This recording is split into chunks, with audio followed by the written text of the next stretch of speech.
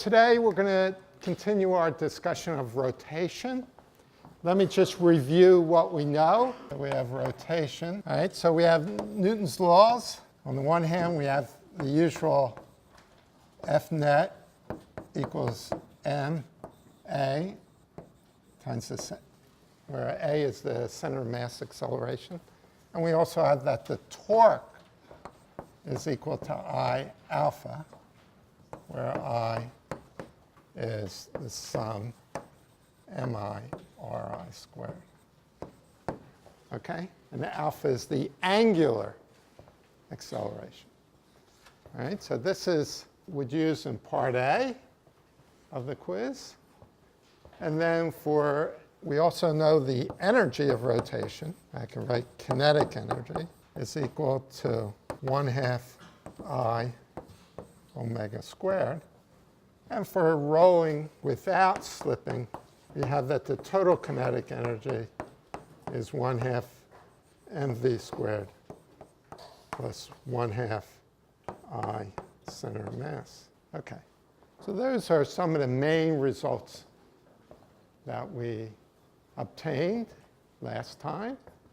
It's important to realize how the moment of inertia works. Namely, the more the mass is far from the axis, the bigger the moment of inertia. So the moment of inertia is always proportional to the total mass of the object, but how big it is depends on how far the mass is from the axis of rotation. So for instance, when I rotate on this stool, I go around like this, okay, my moment of inertia is bigger when I do this than when I do this, because my arms are further away from the axis of rotation. Okay, and that's used a lot by all kinds of athletes in doing their work. In fact, probably almost every athlete uses that idea to some extent, whether they know it or not. But we have a little bit of difficulty here. Using this, it's not clear how to model, how to discuss rotation when the rotation is not fixed about a single axis. For example, here I have a bicycle wheel. I can rotate it. So this thing is rotating, but as I turn around, something's happening. The rotation is about a different axis. The axis of rotation is actually moving, right? And in addition, there's more than one kind of motion. There's more than one kind of rotational motion. There's the spin, and then there's the rotation, like this. So I have to be able to deal with that somehow. All right? I have to figure out a way of making the mathematics work in order to describe that motion. Also, if you do this, here, I'll let somebody, here, why don't you hold that? Try turn it around. Do you feel anything? Yeah, it takes some work to turn it around, right? You feel the torques on you. So something is going on that we have to be able to figure out. Thank you. All right? So that's what we're going to try and figure out today. And the solution to doing that is to take many of these quantities and make them into vectors. So that's what we're going to do. All right? The first quantity we want to make into a vector, the easiest one to think about is omega. All right? So we want to make omega into a vector. How can we do that? It seems like it's just how fast this thing is rotating. All right? But I have to define an axis, some way of defining the direction for that omega vector. So I want to make this into a vector. So how do I do that? Okay. So I want a unique direction for this. And the only obvious direction is the axis of rotation. The direction of the axis of rotation. That's the only unique vector that I can find, okay, that would change when I go from there to like there, right? I'm changing the axis of rotation. So it makes sense that I should define my vector angular velocity as being along the axis of rotation. Okay? This is, you take this along the axis of rotation. All right? But I still have not quite defined it definitively. Because how do I distinguish between that, where the axis of rotation is that way, and that, where the axis of rotation is the same way? But clearly, the spinning is different.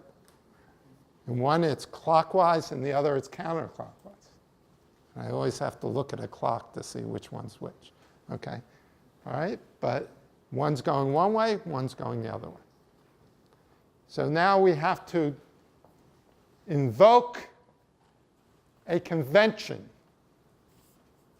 We have to make a agreed upon convention as to how we're going to deal with that. And the usual way, because of the dominance of right-handed people, is to use what's called the right-hand rule. And the right-hand rule, you take your right hand, you curve your fingers in the direction of spinning. So like if this is going like this, I go like this. Your thumb is the direction of omega. The thumb is the direction of the angular velocity. Okay, so you do that. So when I turn this, the omega vector is turning around. Okay? So in the next quiz and in the midterms, I should see people using their right hand, okay, to figure out what is going on. Okay, so we use what's called the right hand. Okay. Now, different people do it different ways. Some people use 3 fingers. But I really like the idea of using your fingers the way it rotates, and then your thumb points in the direction of omega. All right. What about alpha? The angular acceleration. All right. So that points in the same direction of omega if the direction doesn't change and omega is speeding up. All right, same direction omega if omega direction is not changing and omega is increasing.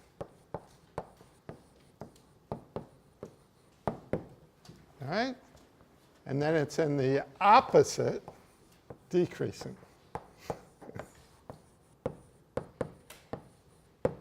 All right? So alpha is in the same direction if omega is increasing. So just like velocities have different components, omega has different components, x, y, and z. But it also has different components that correspond to different rotations. So for instance, there's an omega pointing this way right now. But as I rotate that, like this, there's a component of omega which is pointing which way as I rotate like this? Which way is that component pointing? Use your right-hand rule. Which way? Down, right. Because I'm rotating like this, there's a component of omega pointing down. Okay? So in principle, I can write this omega as having two parts, the spin part and then this part, sometimes called the orbital motion. Okay? There's spin and orbit. Like think of the Earth. The Earth orbits around the sun. It also spins on its axis. So it has two components of its angular velocity. And there's probably others as well, other effects. Okay. All right. So we now know how to describe directions.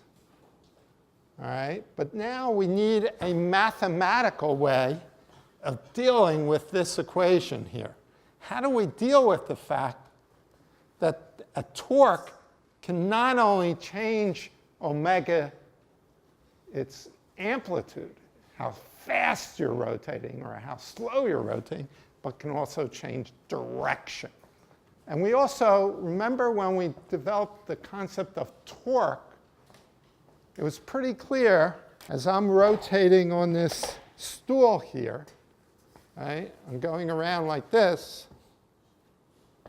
If somebody pushes on me towards the center,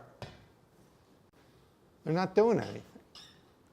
But if they push on me tangential, then they're doing something. They can change my rotation.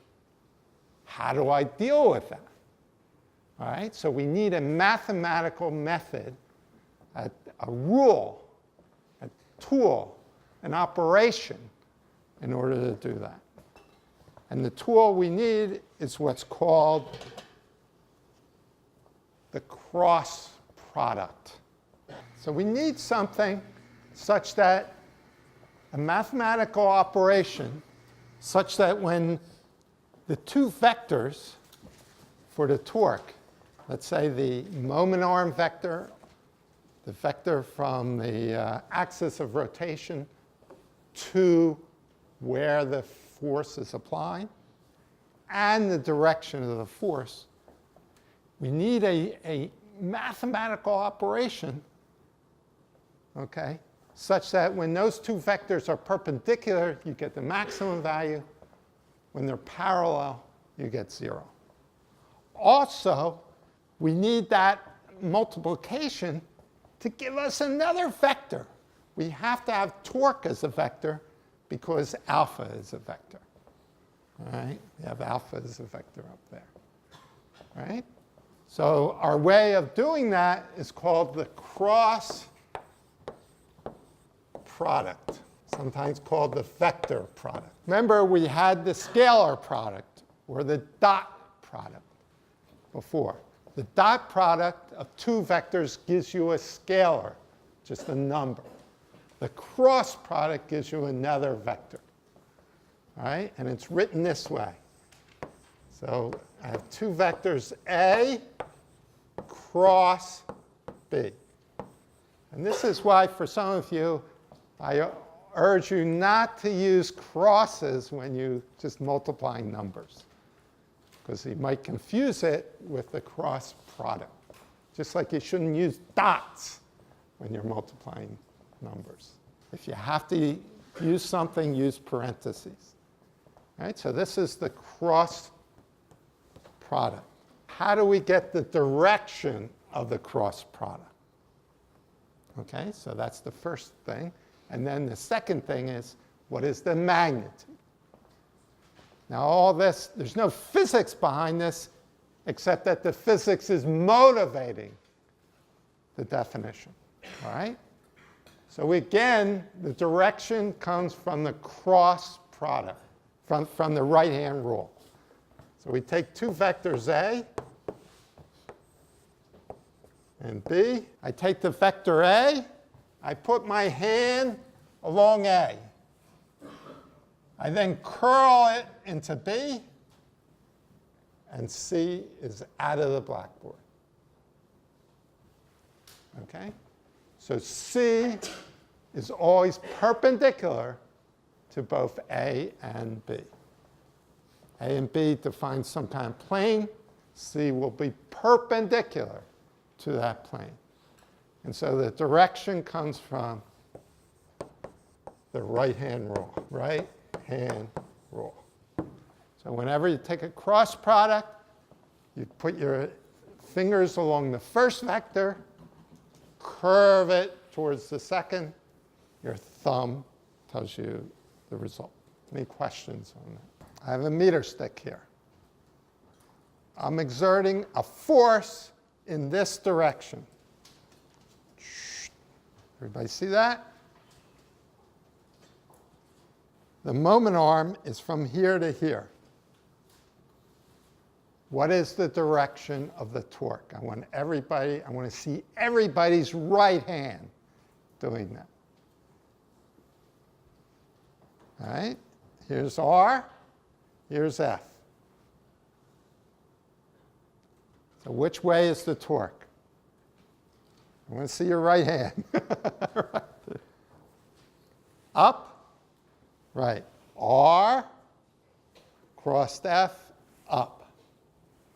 Now what if I do this? So then it's R, F, that way, right? And notice it rotates in the direction of your fingers. So when you have the torque on an object, the rotation is in the direct, if this is the torque, the rotation is your fingers. All right? The net torque on an object tells you which way it's going to rotate, how it's going to rotate. The torque is that way, the rotation will be like that. Now, what about the magnitude of C?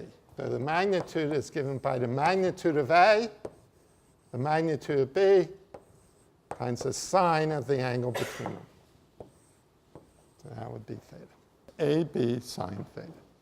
So if the two vectors are in the same direction, that means theta is 0. All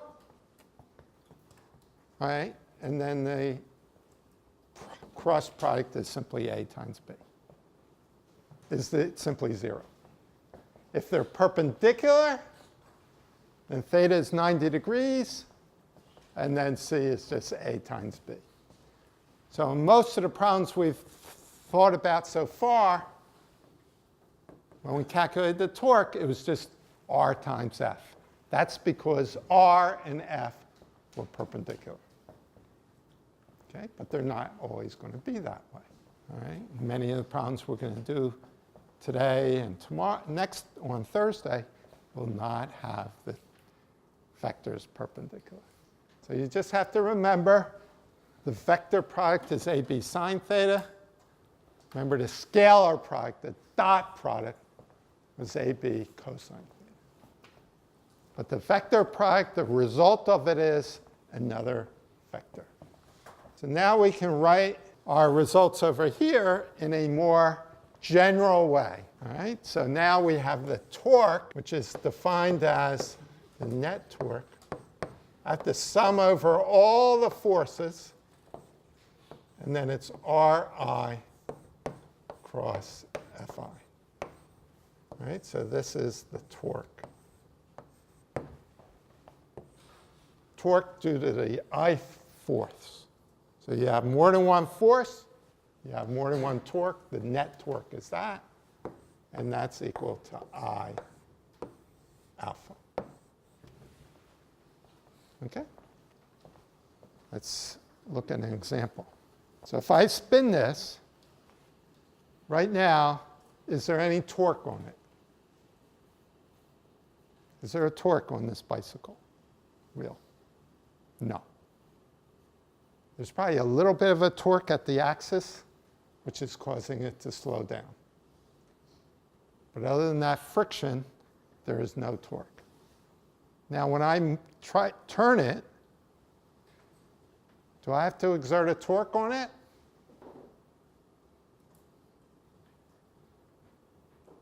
Yes or no? Yell out yes or no. Why? Why do I have to exert a torque on it?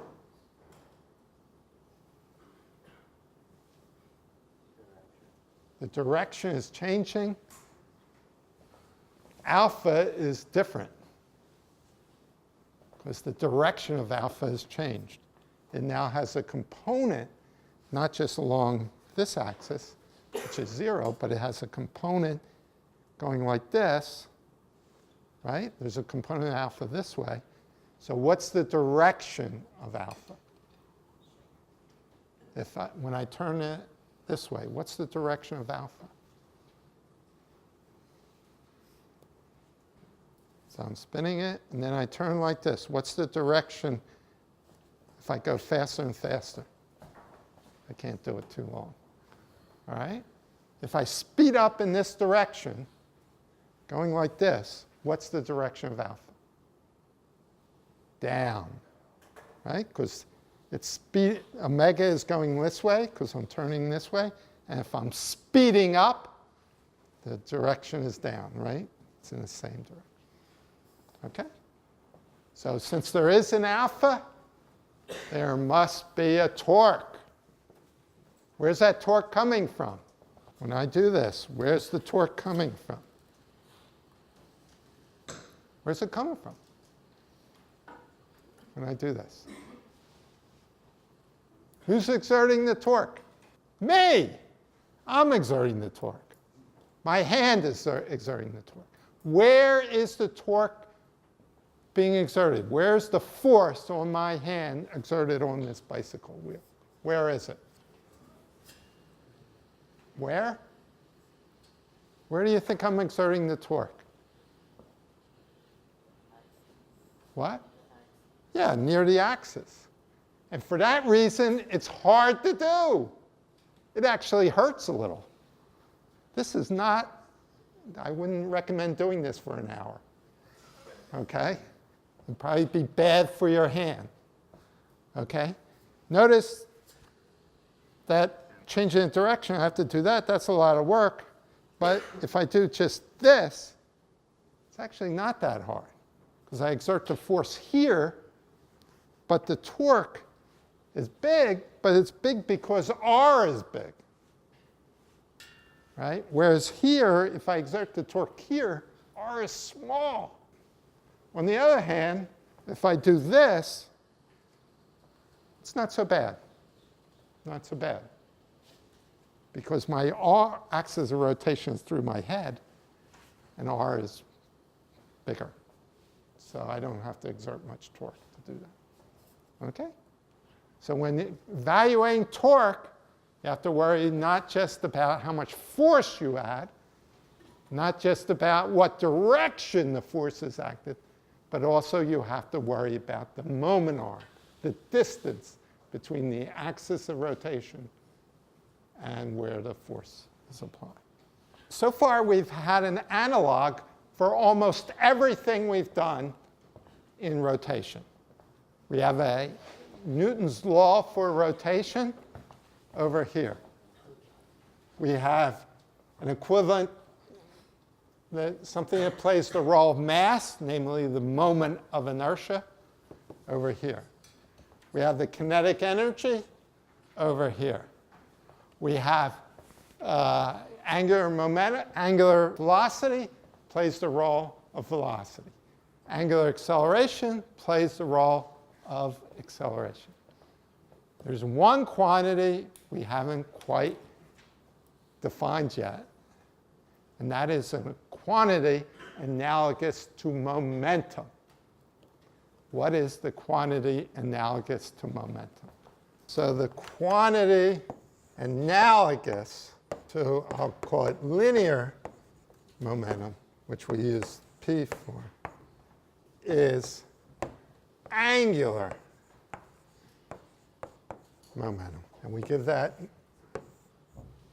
letter, that's always, everybody uses L, capital L, for angular momentum. And for a rigid body, L is I omega.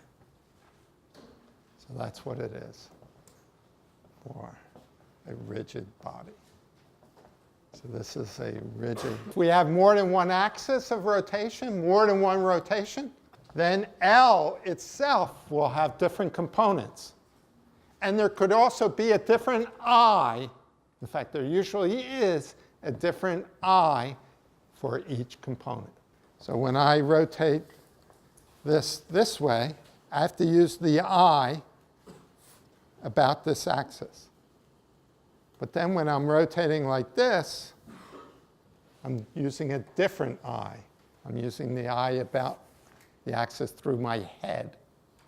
Okay? So I have to calculate, the distances between each piece of this bicycle wheel to my axis of rotation. All right? So that's just different. So this is the definition. All right? And so what the result of that is that this becomes dl dt. All right? Because I does not change with time, we can just write down, just as we wrote F equals dp dt, we can write tau equals, the torque equals dl dt. So whenever there is a change in angular momentum, there must be a torque on the object. We know that the moment of inertia comes from summing up over all the masses somehow. So in this definition here, there's a sum over something. And the assumption is that all the omegas are the same for each of the particles, which is true if you have a rigid body. All the particles will rotate together. So we need a definition for the angular momentum of one particle. Okay, so we want the angular momentum of one particle about an axis.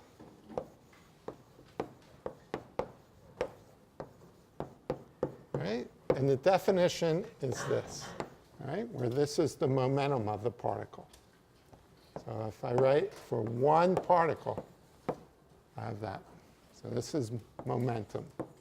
And this is the vector from axis of rotation to particle.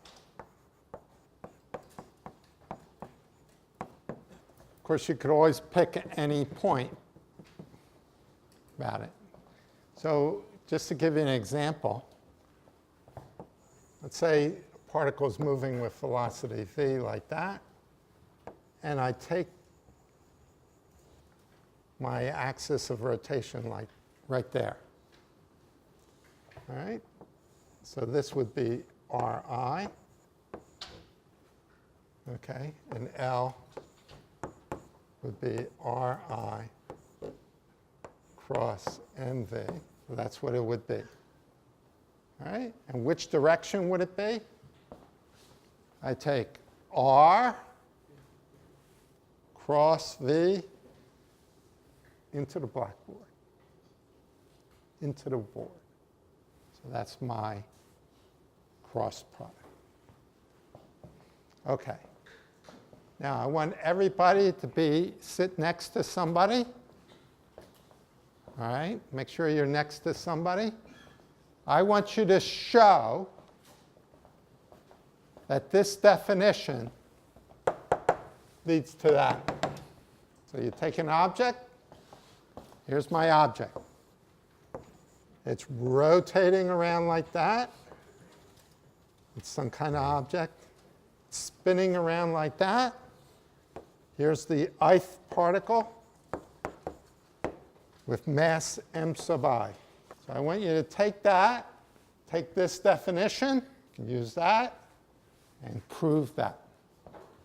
All right, everybody do that. So there's two facts that you need to use.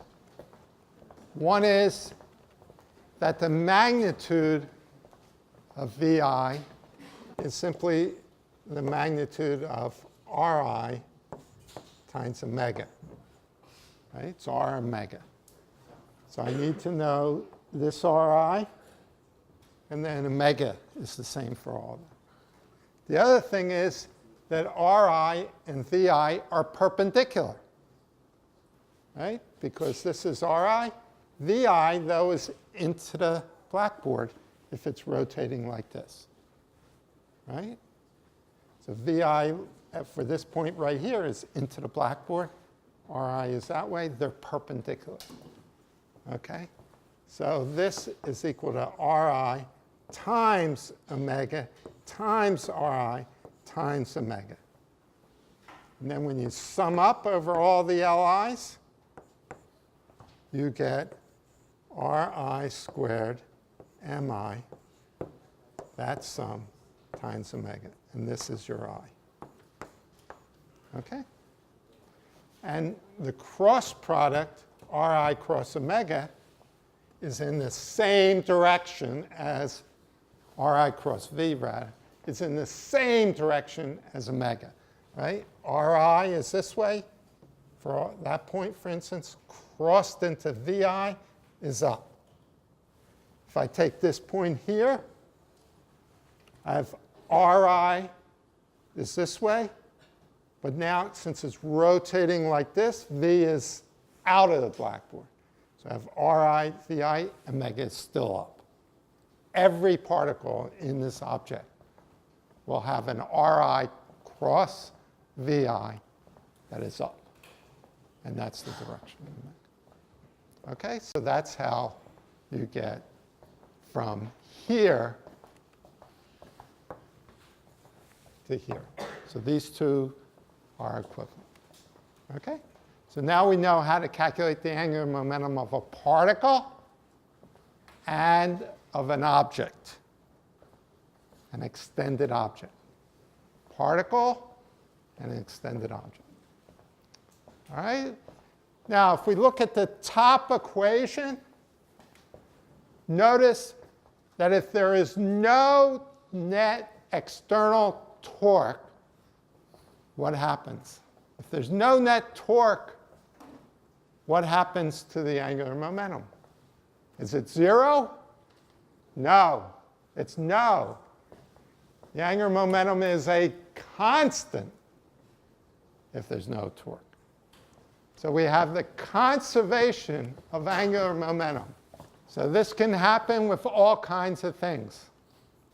It can happen in collisions. So you can have, the standard thing is you have like a rotating disk, and you let a blob fall on the disk. Okay? Kinetic energy will not be conserved, but angular momentum will be conserved. Okay, so if that blob falls straight down on the disk, which is rotating this way, okay, so there's no, this particle falling doesn't have an angular momentum in that direction, so it's just falling, okay? The effective moment of inertia has increased.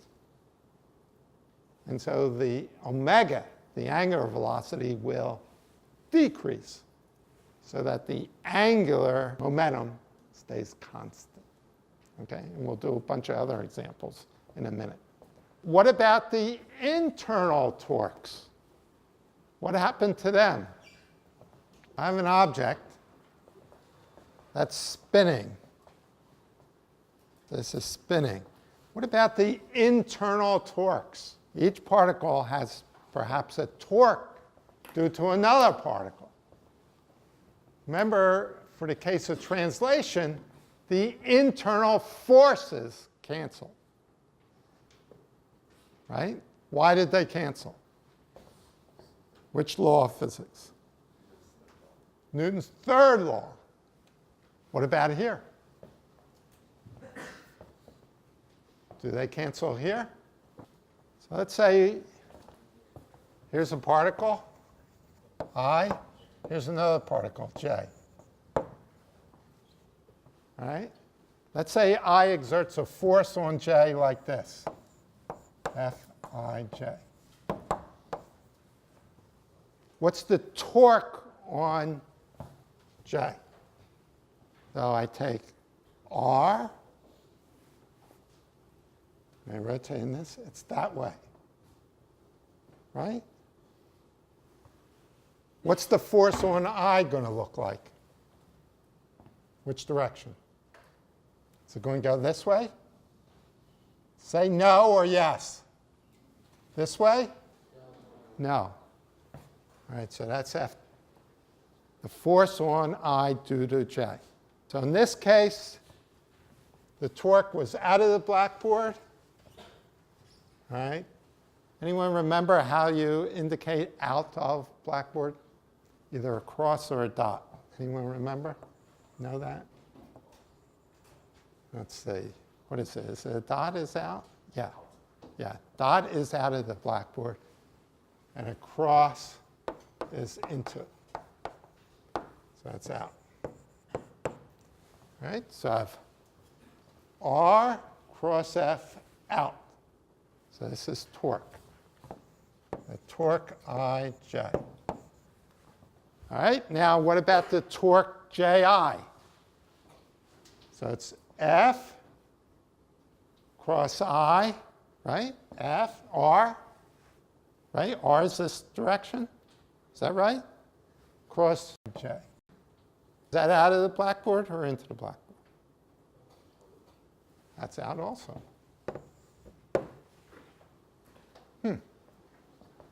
So do they cancel? No, they don't cancel. So what happened to all those internal torques? Well, the answer is you don't have forces like this. If a particle is over here and another over here, the internal force is not going to be like that. The internal forces are all what we call central forces. They're along the line between them. So the force would really be like that. The forces are always like that. They tend to be electrostatic forces. Electrostatic forces are in that direction, are like gravity. They're between the two particles. The force is in the same direction as the R vector. And therefore, the cross product is 0. Okay? So the reason why this works is tau internal equals 0 if forces between particles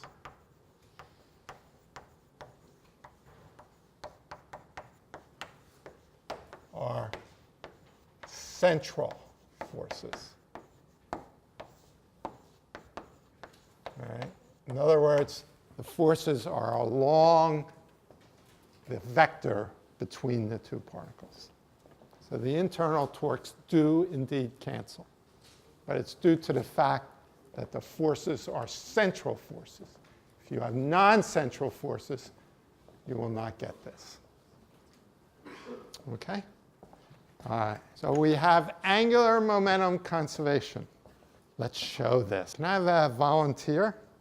So let's see if we can illustrate some things here. So stand on this thing here. All right. All right. Keep your arms down like that. All right. So I'm going to rotate them like that. Everybody see that? Okay. Now put your arms out like that. Good. Now I'm going to rotate them. Keep your arms out. And then when I say so, bring them in. All right. You ready? Yeah. All right. Bring them in. Whoa. All right, so maybe next time bring him in slower. But what did you notice when he brought him in? What happened besides him falling off? Let's try that again. Watch carefully. Put your arms out. All right. Maybe I'll do it slowly. All right, now bring it in. Now put it out. Bring it in. Put it out. All right, thank you. So what do you notice? So when he puts his arm out, he goes slower. When he brings it in, he goes faster. Why? Why is that happening? What is changing? So what quantity that makes up L is changing when he brings his arm in? I, the moment of inertia, gets smaller when he brings his arm in, and so he slows down. and then it gets bigger when he brings it out. All right, let's try another thing. Here, hold that, and put your hand there. All right, now turn it like that. Whoa, notice that? Turn it the other way. Whoa. Turn it back. Very good. He's good at this. Yeah. All right. So what is happening there? He's changing the angular momentum of this, but the torques are all internal. There's no external torque. So he has to compensate by rotating. All right? So let's see if he's rotating the right direction, or whether he's violating the laws of physics. Okay. All right, so let's try that. All right, so let's start that way. Okay. All right, let me spin it first and give it to you. That's not very good. All right. All right. So get it? All right. All right. Now it's spinning this way, so the L vector is that way. Now he turns it. L is going that way. All right. And he is going around like this. So what does that mean? So L was that way. Which way?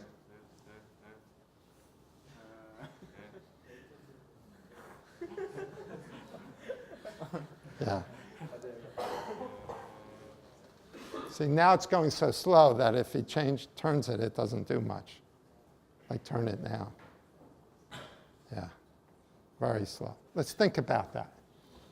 So when he goes like this, rotating like that, L is this way. Then what happens? Here. So when he turns it that way, so now L is that way. All right, so let's think about that. Let's start with L up. So let me rotate it. All right, so start that way. So L is now up, right? All right, now turn it. So it's down, all the way down. Go all the way. All right. Okay. All right. Okay, so we remembered L went from this. That's the initial L, and the final L was this way. Right? So the change in L is which way? Down. So delta L for the spin is down. So that means there has to be an L upwards to compensate. So that means he rotates like this. And that's what he did, right? He rotated this way. Is that right? Did he rotate in the right direction? Or did he defy physics? All right, let's check that again. All right, here, I'll spin it first. So start with L up. All right, and now L down. And he's rotating like this. So is that right? Oops. So he's rotating. Which way is he rotating? I can't remember. Okay, but he has to rotate to compensate for the change in angular momentum. All right? Okay, thank you. What did you feel when you turned it? Did you have to did you feel something? Yeah. So he feels a torque, and then there's a torque on him as well. Okay? All right, thank you. So there are lots of sports where this is used. How many of you have watched figure skaters, ice skating? All right? So figure skaters use this all the time. They start out turning themselves like this as fast as they can, okay? And then they bring their arms in, And what happens? They spin faster, all right? And since they're so skinny, many of these figure skaters, their arms are a significant part of their total mass. It has a big effect. And probably women could do it better than guys, because for women, their arms are probably a somewhat larger fraction of their total mass. And so they can spin faster by putting their arms out and then bringing it in.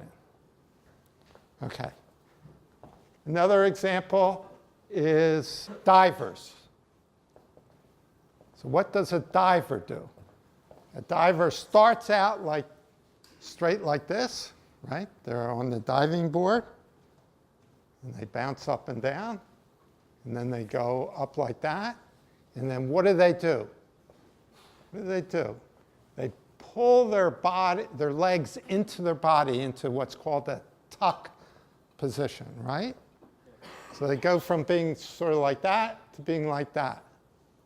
Again, they've decreased the moment of inertia, and so their spinning will be faster. And then at the end, they come out of the tuck position to slow down and go right into the water head first. And of course, they have to time it perfectly so that the timing is just right. So that when they're rotating like this, they slow down just enough so that their head hits the water. All right. Have any of you ever seen a high wire act where somebody is walking on a wire? Right? Also notice what I'm doing. It's actually, yeah, it's a little easier. All right? They walk on a wire.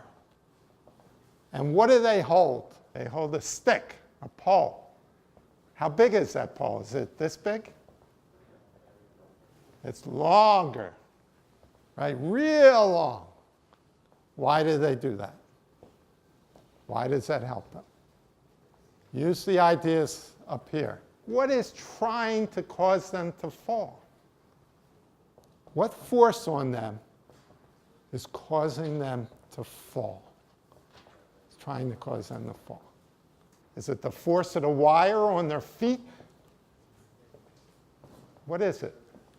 Gravity. Where does gravity act? Where does it act on me? My center mass, somewhere in here, right? It acts right here. And if I'm on the wire, and that center of mass moves slightly off, even like this, I'm going to fall over.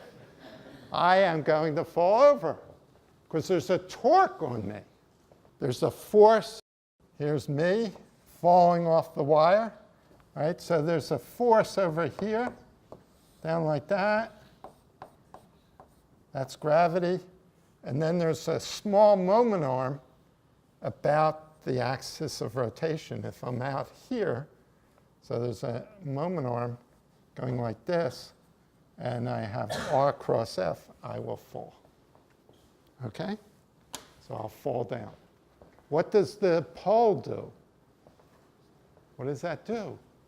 What does that do for me? What does it change in the whole situation? It's heavy. Why should I want to carry it across the wire? What can it change? What does that pole, what's the difference between having a pole and not having the pole? I changes. Does it increase I or decrease I? It increases I. So if we look at this, right? I increases, I bring this over to this side. The torque over I decreases, so alpha decreases. So my rotation, my start of rotation this way decreases, and so it's less likely for me to fall. And of course, as I'm doing this, I'm walking across, and I fall over, I will try and lean the other way to get back. And so I keep trying to change where my center of mass is to reduce the rotation. Right? That's what I'm doing.